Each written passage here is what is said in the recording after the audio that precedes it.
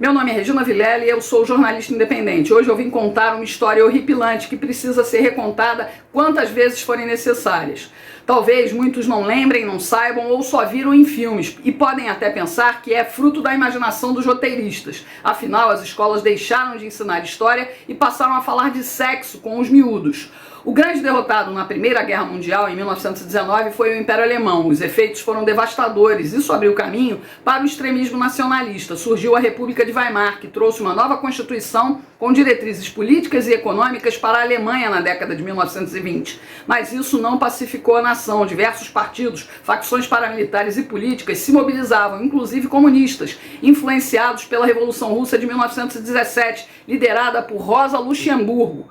Por isso, pessoal, a rosa é símbolo da Internacional Socialista, símbolo do PDT de Brizola e de Ciro Gomes. Lembra que eu já fiz um vídeo sobre isso? Pois é, enquanto a Alemanha ia se reconstruindo com o dinheiro de investidores americanos, houve o crash da Bolsa de Nova York em 1929. Veio a Grande Depressão e se criou o ambiente perfeito para o nazismo. Adolf Hitler se juntou a trabalhadores, ex-combatentes e a classe média alemã. A insatisfação dessas pessoas abriu espaço para a ideia de resgatar o glorioso passado alemão através do Partido Nacional Socialista dos Trabalhadores. Por meio do Partido Nazista, Hitler conseguiu gradativamente eleger representantes no Parlamento da República de Weimar e chegou ao segundo posto mais importante da chefia do país, chanceler.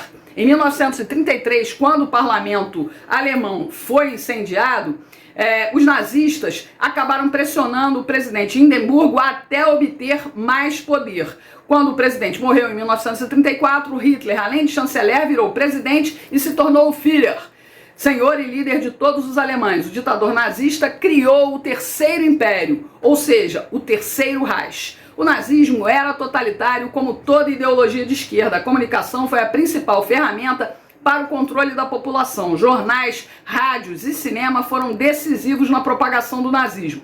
O projeto de controle social nazista era criar a raça pura, e para isso escolheram o povo judeu como inimigo interno. A saúde pública foi a primeira estratégia usada contra os judeus, a saúde pública. Com a desculpa de proteger os alemães, os nazistas criaram leis para separar as pessoas em grupos. Os indesejáveis deviam ser identificados. Judeus foram proibidos de servir nas forças armadas, de trabalhar como fiscais, consultores e veterinários. Também não podiam possuir ou comercializar armas. Os judeus alemães foram banidos de clubes, spas e resorts de saúde. Médicos judeus só podiam tratar de judeus. Os nazistas obrigaram todos a incluir Israel e Sara em seus nomes. Professores e alunos judeus foram expulsos das universidades alemãs e as crianças judias excluídas das escolas. A letra J foi estampada nos passaportes. Passaram a usar uma estrela amarela como essa no peito.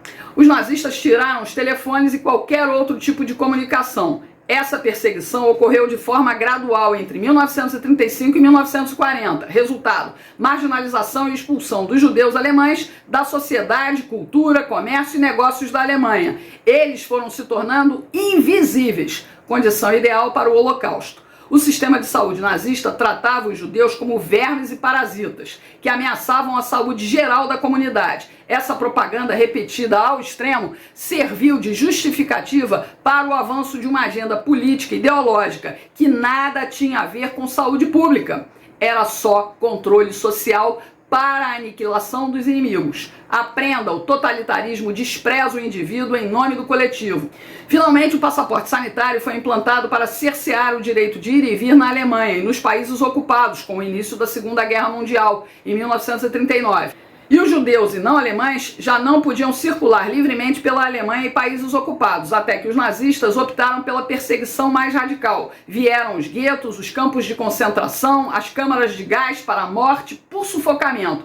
Como esconder tantos crimes? Os 5 crematórios de Auschwitz incineravam quase 5.000 corpos por dia. Mais de 6 milhões de judeus, mais de 2 milhões de poloneses e outras minorias europeias, como ciganos, foram mortos. Por que eu contei essa história, pessoal? Porque o mundo está se repetindo. O Brasil segue o fio. A ideia de controle social é real. Dessa vez, eles usam a praga como desculpa. Aqui, o poder moderador do STF, que não foi instituído através do voto, tirou o poder do presidente Bolsonaro e fez surgir os tiranos estaduais. João Dória, Eduardo Leite, Rui Costa, Fátima Bezerra, Wellington Dias, Flávio Dino e Camilo Santana são os principais líderes desse processo nos estados. Aqui no Ceará, desde o dia 15 de novembro, o governador do PT, Partido dos Trabalhadores, Camilo Santana, que é marionete de Ciro Gomes, do PDT, decretou que bares, restaurantes e eventos devem cobrar o certificado antivírus.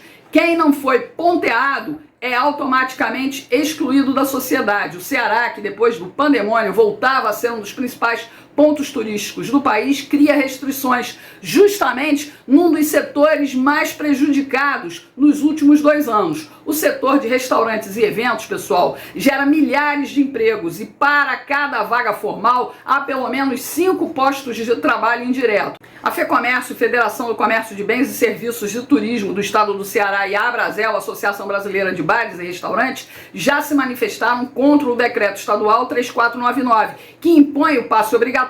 Bares e restaurantes já apontam queda no movimento. O decreto do Camilo Santana, do PT, é ilegal, inconstitucional e discriminatório. Interessante é que a capital, administrada pelo PDT de Ciro Gomes, já se prepara para o Réveillon na praia de Iracema, que reúne pelo menos 1 milhão de pessoas no aterro. Vão cobrar de todos o salvo-conduto? Logo depois vem o carnaval e, como disse o prefeito do Rio de Janeiro, Eduardo Paes, o tiranete, será o carnaval da porra toda, que deve se repetir em Recife, Belo Horizonte, Salvador e São Paulo. Depois prepare-se, novo lockdown, fique em casa, desemprego, superlotação nos hospitais e corrupção dos governadores. A economia a gente vê depois e o futuro a Deus pertence. Aprenda que nunca foi pela sua saúde, é pelo totalitarismo que vão tirar não só a minha, mas a liberdade de todos nós.